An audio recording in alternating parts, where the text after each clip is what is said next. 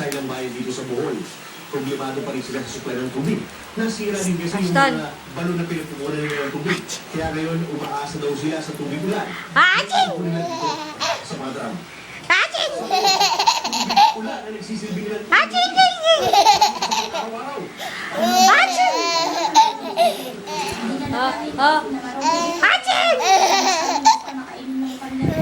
Aching! Mahalang sa bayan. Matanda na ang nilang na nakakarating sa tulong pa ang mga pribadong grupo na may sariling diskarte.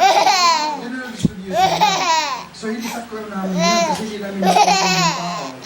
Tapos, may limitation yung pagbibigay nila. Yung queue is only good for 500 people. More than almost 2,000 people. So, naturalmente, Oh, ba't tinatanggal mo na yung medyas mo? Yun. Sa tala ng DSWD, Tingin? abot sa halos siya na